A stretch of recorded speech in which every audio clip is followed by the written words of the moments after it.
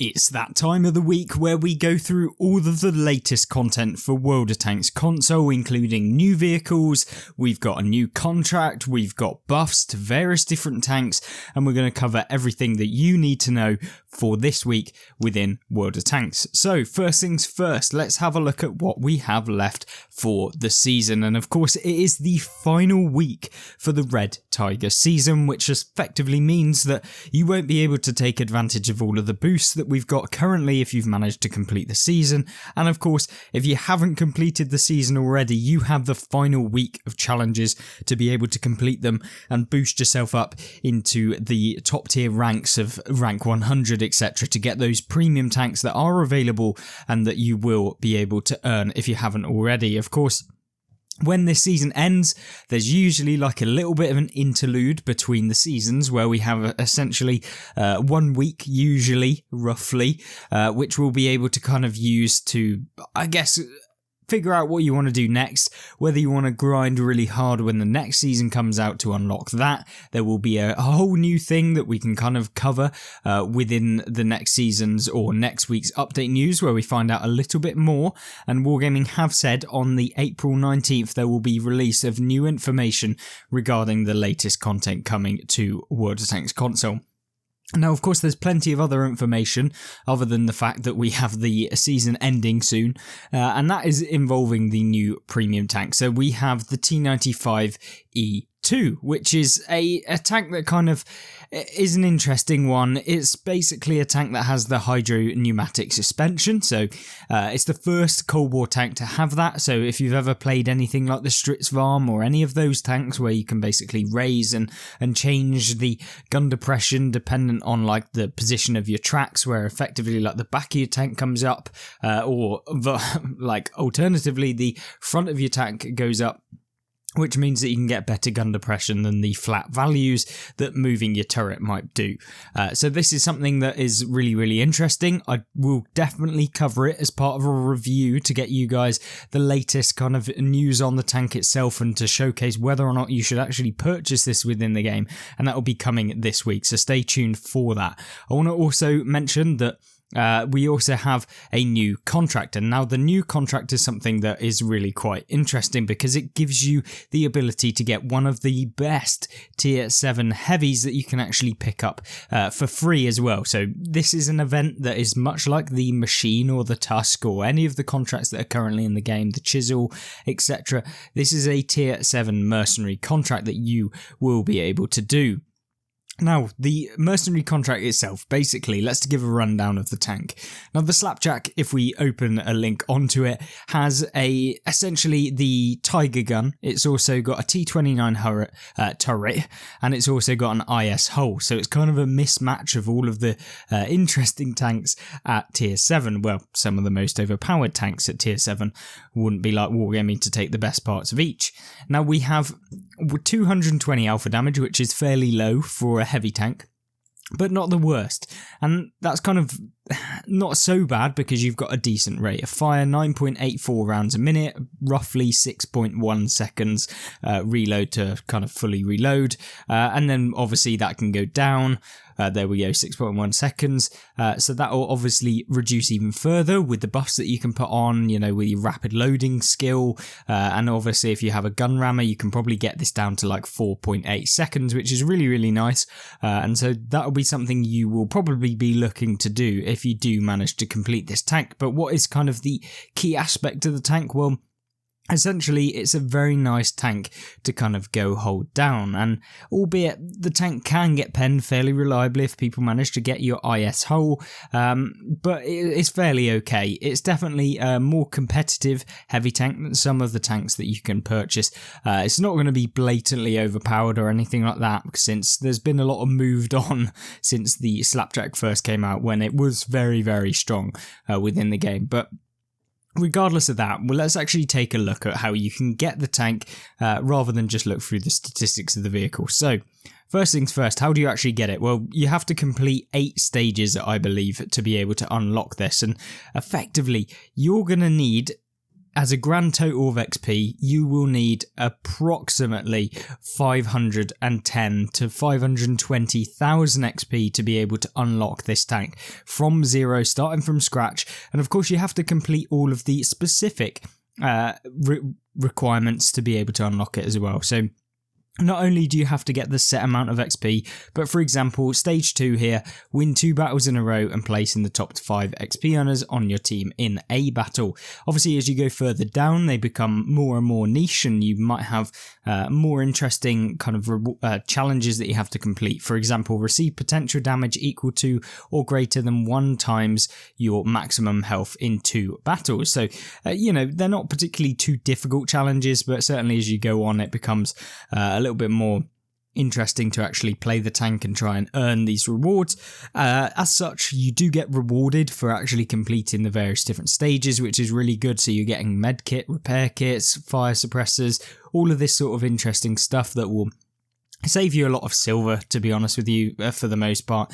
And also you can get a lot of commander XP boosters. You can also sometimes get gold from these sort of mercenary contracts. Doesn't seem like you do from the Slapjack, however. They don't typically do it, but you can get premium account time for completing stages 6 and 7 by getting 3 days of premium essentially, which is really nice. And of course, once you complete stage 8, you will receive the tank and also a 2D commander, which is nice. So overall, a really, really good operation. A good solid tank that you can get from it as well, which is always a benefit because you don't want to grind out 500 and something thousand XP and then end up with an absolute dud. So if you are thinking about getting this and you don't already have the machine or the chisel or the tusk within the game and you want to kind of get the next tank in your arsenal, then the Slapjack is definitely one to go for, and I would suggest everyone to be able to go for it. Now, of course, moving on from the Slapjack, we also have the Tanks Reforged, an on-track event, and this is an interesting one because it is the Italian heavy tanks. So for those of you that don't know, the Italian heavy tanks are these auto-reloading heavy tanks, much like the Italian medium tanks, obviously within the game. It doesn't take a genius to work that one out, but the tanks were very, very lackluster when they came into the game. Essentially, the DPM was just very, very bad. And you can see here what Wargaming have stated. So we had the tier 10 Rinoceronte with an average tank win rate of 50.38. And across the entire board, you're pretty much looking at a 50% win rate overall, apart from the tier 9, which had a 49.34%, which is even worse. And of course, what you're seeing here is the win rate cross skill level was 0.5% below average. And you can see basically all of them were pretty bad in terms of win rate and just being able to win games in these things. So what did Wargaming actually do? Well, the general analysis, well, the data showed that tanks are performing decently. You can see the performance data above. These vehicles have an abnormally high percentage of shots hit and shots penned compared to other vehicles. So yeah, you can see the accuracy of these tanks. You see in the Rinoceronte with 0.33 accuracy, which is significantly higher than the majority of the other heavies. Tanks with similar penetration, you can see you're getting very much a higher percentage of shots penetrated. Now, that's probably to do with the fact that it's an autoloader, and when people actually pen shots in a row, they're able to pen multiple shots. So if they are able to pen one shot, they're more likely to have penned all 4 shots, or whatever the case may be. That's probably what all these statistics are basically showing, is that autoloaders typically are going to be having a higher percentage of shots hit, because once you've shot once, you're going to hit them the other couple of times, or in most regards anyway. Now, what else do we have? So how will they change? To achieve this, the reload times for most of the guns will be reduced. However, in exchange, they will lose some gun handling to keep things balanced. So what Wargaming have done with the tier 10 Rinoceronte, for those of you hoping and praying that these tanks are better, well, you're about to see a 0.3 second change on the reload for the kind of first round that you reload.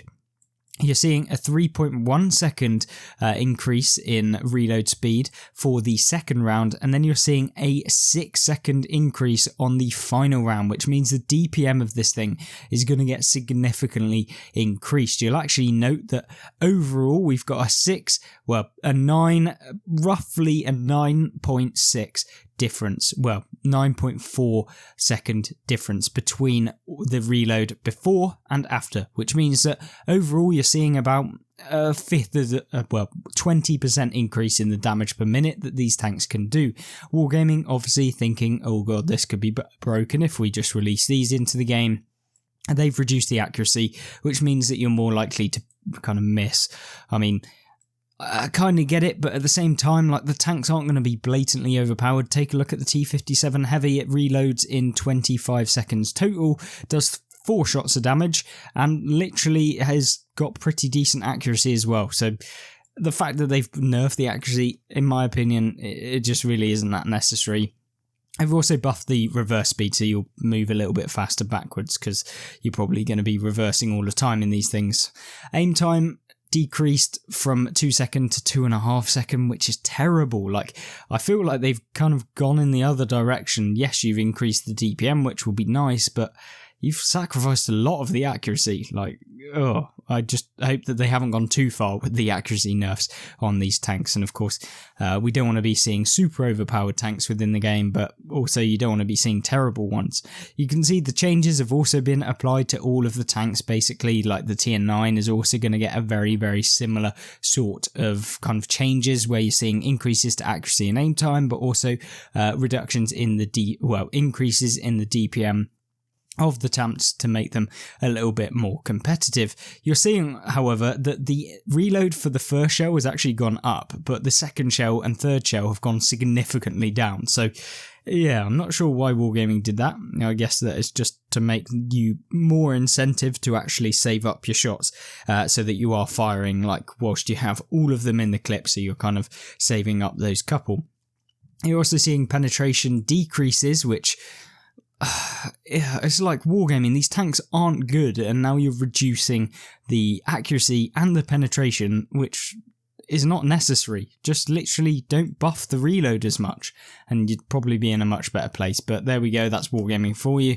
Kind of solve one problem, create another one, and that's probably what you're going to be seeing with the Italian heavy tanks within the game, and hopefully they're not too bad. Now, in regards to other tanks that aren't Italian heavies, because the tier 8 pretty much follows the exact same story as the previous, and if you want to check the tier 8 out, then pause the video right now and have a look at it. But other than that, we have premium vehicles that are also getting buffed, and that includes the Trinity Mark II and the Beach Party. They're both medium tanks. They're both getting damage increases from 240 up to 280, and you're also seeing module damage increased as well. So you're basically going to be flat out more DPM in the game. So you're looking at a rough, like, 15% increase in damage per minute, which is nice. So yeah, not a bad change for those two tanks. I've also got, of course, the on-track event for the Rinoceronte and the Italian heavy tanks, which means that you'll get 50% more XP. Well, no, sorry, I lie. 50% silver between tiers 3 and 6, and 30% discount on silver between tiers 7 and 10. And you're also seeing a 25% XP bonus on every tank you play in a specific tech tree line, which is, of course, the Italian heavy tanks. Now, that's not it. It's like there's tons of information this week. We also have a few challenges and events and stuff to go through as well. We have the Let's Celebrate Day of Human Space flight, where you can get a load of emblems. You can see the emblems for this week on screen right here. Basically space-themed emblems, which is kind of interesting, but nothing too massive. We've also then got Welcome to the Jungle event, which is basically a series of challenges that you can complete, and you'll be able to get the grand final kind of change of premium time. And you'll also be able to earn the Super Hellcat skin as well, which is Urban Steel. So if you've played any of the kind of seasons as well, you'll have been able to actually pick up the Super Hellcat skin. Now, we've got everything you want, including discount premium tank bundles and limited time skins for the Tiger 1 and Tiger 2. So this is really cool as well. Once you unlock the skin bundle at 40% off, your offer will remain in the store for 72 hours. As part of the Welcome to the Jungle event, you'll basically get XP boosters, you'll get a standard commander, the Super Hellcat skin, as we talked about on that day of premium, and the Tiger skins bundle, which of course you have to actually pay for to get the Tiger skins themselves. And if you want to do that, 2,400 gold is what it will cost you. So yeah, not particularly the nicest But remember, make sure that you save up your gold if you haven't got that much gold on your account right now for the next season. So don't go buying this thinking, I'm going to buy it now, and then realise you haven't got enough gold to purchase the next season in 2 weeks' time as of the recording of this video, which will be just under 2 weeks, 13 days from the upload of this video. So make sure that you kind of keep that in mind and save up your gold, or load your account up with gold to be able to purchase either the Ultimate Season Pass or the normal Season Pass, which is the best value for money thing within the game that you could possibly buy, and it is the Season Passes. Then we also have the Guardian Challenge Week 2, where you can get the free Guardian STG within the game, and you just basically have to complete a set of challenges. They're not particularly too hard, you just have to play quite a bit. And then we have the special sales, which I really want to highlight within this video. And you can see you've got the T6-100 heavy tank, which is basically a Soviet Tiger within the game, so nothing too special. But we have the weekly sales and bundles, which include quite a few different things. We've got the T34 Shielded and the Capture KV-1, both of which are interesting tanks, with the Capture KV-1 being very overpowered in my eyes, as long as you're firing premium as well within it. And that is something we did a review of, so you can check that out if you want to. We've also got the Precision Hitters bundle, which comes with the FV4201, which is not particularly very good, and the Panther M10, which is, a very mediocre bundle, nothing to really hit home about considering it's the Precision Hitters. We've also then got Leading the Attack, which is the Object 252U heavy tank, and the Capture King Tiger, both of which I own, and both of which are very, very consistent tanks. But yeah, it's just whether you want to part with 12,790 gold or £35. Then we've got the weekly deal for the Stark Stritz Farm 1, which is the tank destroyer, 6,000 gold. Would I recommend it? Probably not. I don't think it's that great. And then we have the super savings, which is the personal offers, which include the Skoda T40, the Volk T44-100, and the STRV 81, all of which are pretty mediocre and not really anything to really write home about, and hopefully you don't go wasting a load of gold this week, since they are pretty lackluster within the game. So that's my overview. Probably the best bundle you can buy is actually the cheapest one, which is the Eastern Front Starters, which is just because the Capture KV-1's in there. So there you go. Hopefully you did enjoy this video. If you have any questions, leave them in the comment section down below. And remember, you can check out some of the cool content that we have on screen right now on the left. And also don't forget to check out some of the gameplay and tank reviews of last week's tanks that were released, including the Terran and also a couple of other really cool and interesting World of Tanks. So hopefully you join me in those, and I hope you have a fantastic rest of your day. Goodbye.